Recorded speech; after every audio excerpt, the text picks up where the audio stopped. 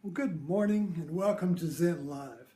You know, this morning's talk is a little scrambled because the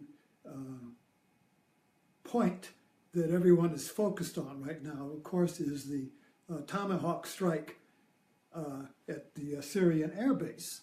And is this the right action or the wrong action? Oh my God! You can watch the two views unfolding in social media and on the news. You've got those who say, yeah, it's the right action, had to do it. And oh, it's the beginning of World War III. Look at all what's going to happen. Is it right or is it wrong? And so I got to thinking about the larger context of the history of this, the metaphorical look at this, and also in the context of what we've been talking about what is good. Yesterday we were talking about the good and bad intention, and how a good intention is also a bad intention is a good intention. We see this in the in the memes of a sign with one way going this way and one way going that way. One is good, one is bad. Are they separate or are they the same? And I got to think about the desert. You know, the desert has always been a metaphor for a place where you get lost and a place where you are deceived by mirages. In the old, you know, Bud Abbott and Lou Costello and Laurel and Hardy and all these movies in the 30s and 40s, they all had these, the desert was a place where, it was a metaphorical place where you were lost in the desert and you find an oasis, your little pool of water, you know, and then it's a mirage and it disappears. And then you're lost in the desert and you're following tracks and you find out it's your own tracks and you're going in a circle. And then there was the song, "In the desert you have no name." You know, in the desert is where the mystics go. The desert is a place where there are no boundaries. The desert is a place where there's nothing stable to hold on to. There are no trees. There are no, you know, what's the center? When psychosis is a desert, there's no me to orientate our consciousness. There's no center to integrate reality. When the center is gone, everything is in flux and it's just data. Everything is just stuff. There's nothing to integrate and to, like a magnet, like you have just throw a bunch of iron filings out and it's just iron filings all over. But you put a magnet underneath the paper and suddenly all the filings take a form. So the center gives a form and a meaning and an orientation to reality. But what happens when the center can't hold? The desert has always been that kind of a metaphor, that kind of a symbolic place where what's it like to lose a reference, and the compass doesn't work. The map doesn't work, and you can't see the North Star, and there's no mountains to orientate yourself on. Just the desert, just sand dunes blowing, you see. So this desert is kind of like the Middle East. Every action there is an opposite action. There's nothing is holding it together. When we took out Saddam, we took out one of the key pins that held that region together.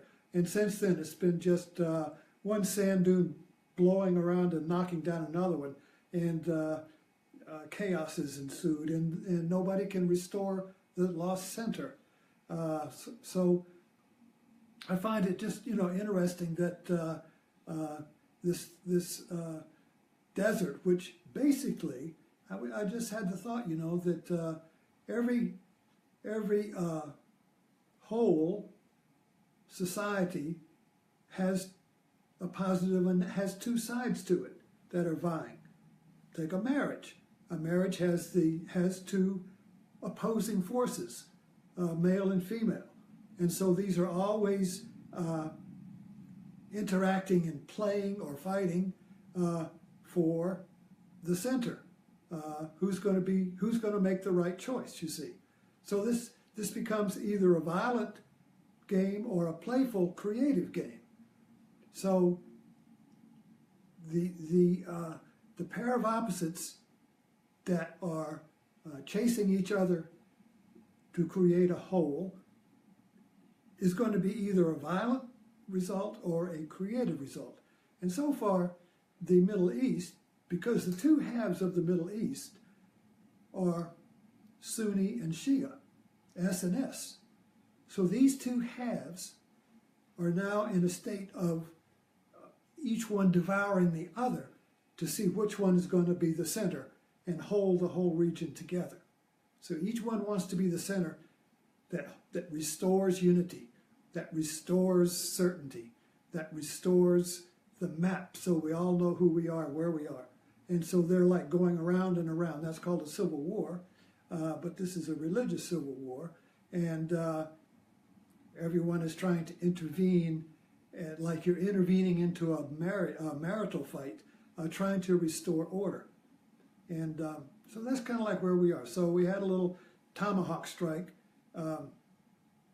and who knows if it's right or wrong. So I got to thinking about, is it possible to have right or wrong actions? It's kind of like right is up and wrong is down.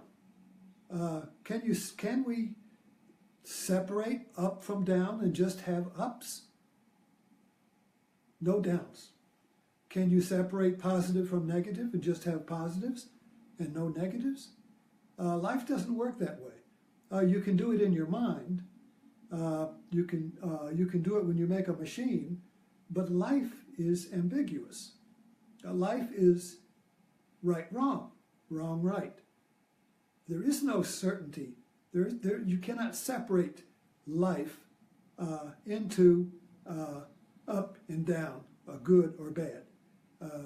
If you do it with logic, you end up by killing life in order to be right and have no wrong. So we're looking at this idea of good and bad, and the problem with the Middle East, is it possible to have certainty or right action in the Middle East, which is just it's a living thing. So it seems like this, what we're looking at,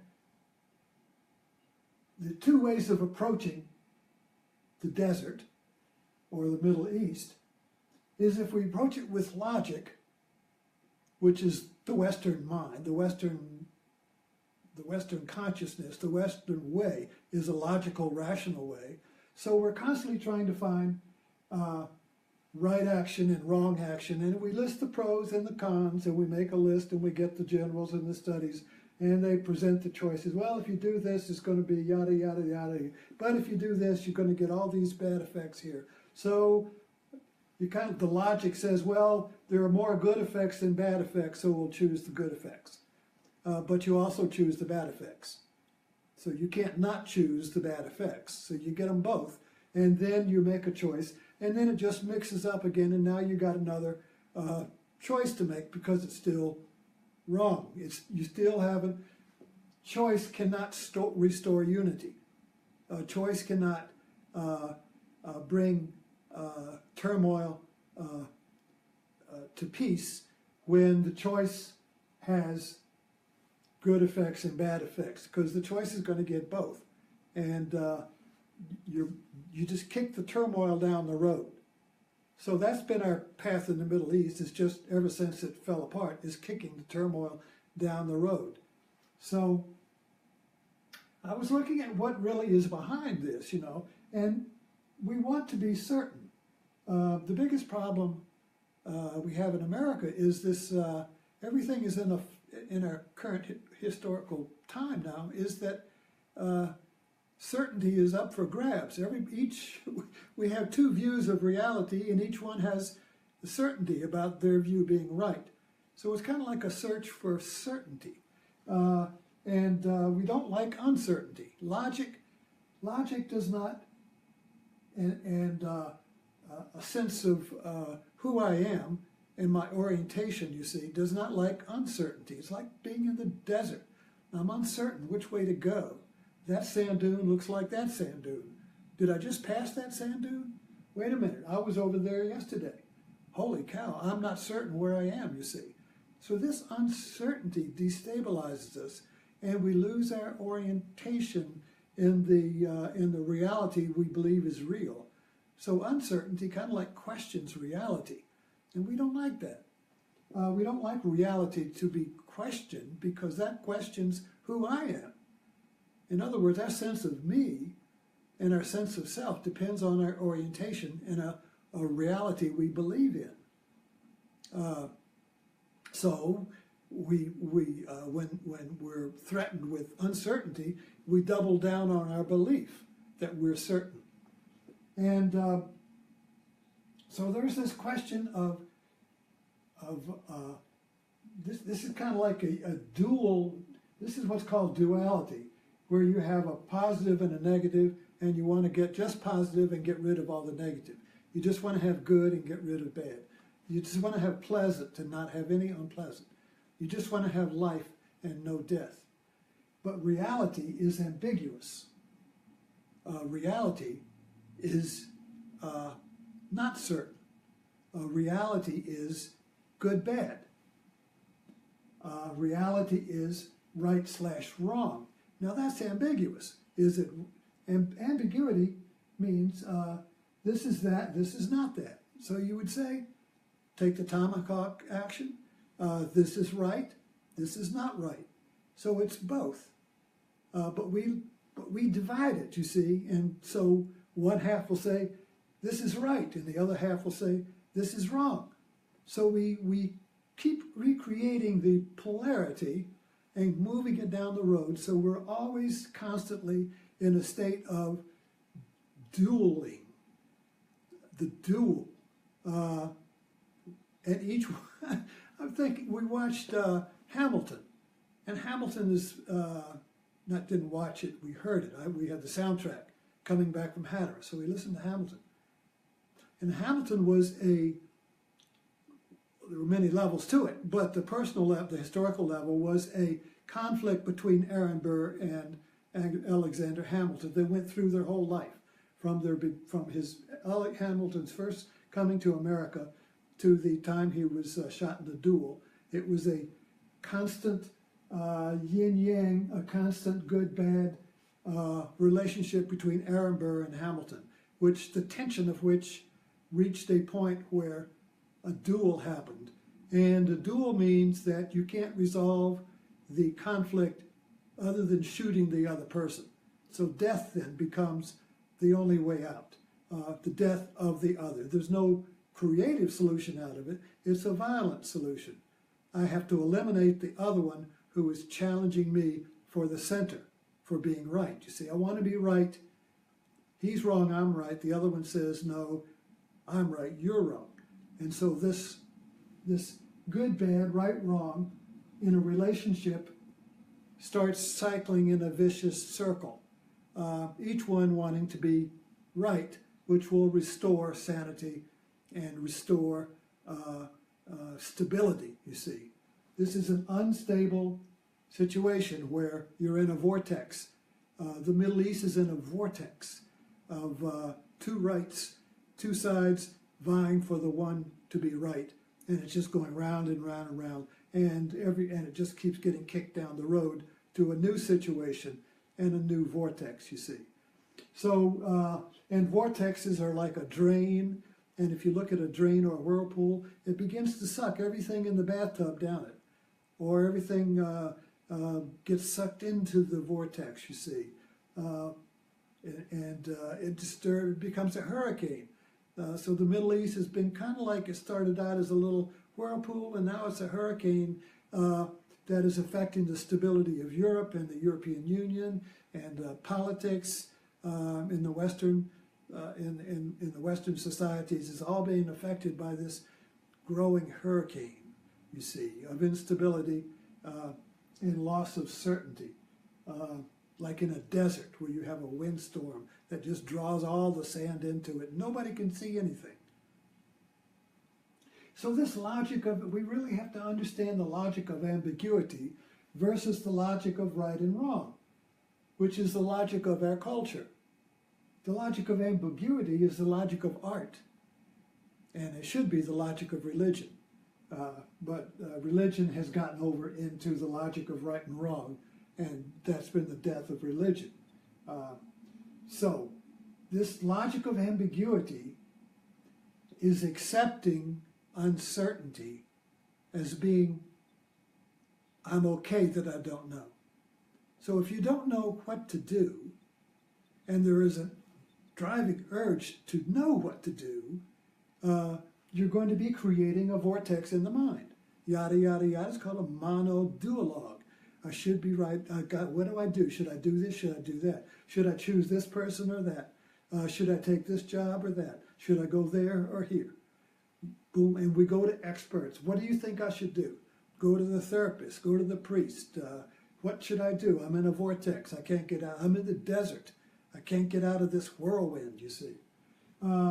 This is that. This is not that.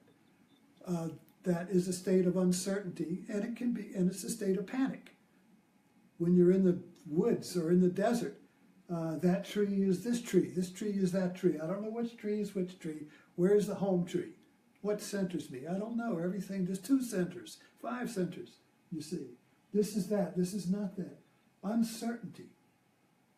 So what the beauty, the logic of ambiguity, however, while it does create a tension, uncertainty, it also is the gateless gate through ambiguity. And we get through the gateless gate of this is that, this is not that, when we accept it and say, I'm okay with not knowing what to do. Let me just be curious about this position of not knowing what to do. Isn't that interesting? So when we can, that releases our investment in knowing what to do. So when I take away, and I can't know what to do. So when I accept the fact that I don't know what to do, that this situation, that I am uncertain, I don't know what is right, what is wrong, let me just rest here. Let me just let go of the need to know what to do. And that letting go of the need to know creates, it is a portal, is a gateless gate that opens up knowing what to do. So when you know what to do,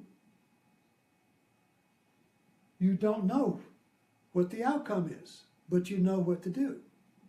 So you're acting as a whole instead of a divided mind. When you know what to do, you know with your body what to do. So the body and mind are one. I know what to do. You just know what to do. But there is no certainty that what you're going to do is right or wrong. But you know what to do. So this knowing is non-dual because it's not logical. In other words, you just do the Nike commercial. You just do it. You're spontaneous. This knowing what to do is a spontaneous action. It's not a calculated action over here from the pro and con, from the logical side, which will choose the rational choice. It's rational to choose something that has more pro than cons, you see. Ambiguity is not rational. Logic is rational. Logic says Logic says that this marker is a marker. A is A, and A can't be B at the same time. That's logic. Ambiguity is this is that, this is not that. That's not logical. But that's life. Life is not logical. Yet we try to make it logical. We try to impose logic on life, and we try to make life fit our logic. But logic is thinking. Logic is thought. Logic is a way to make machines, but logic fails when we try to understand who we are. Logic, that's why in Avatar, Jake Sully, our hero, was in a situation of this is that, this is not that.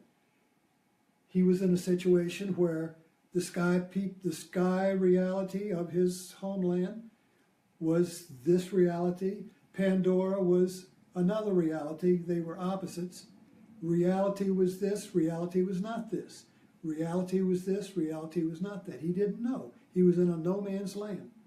Like in World War II, the no man's land between the two armies.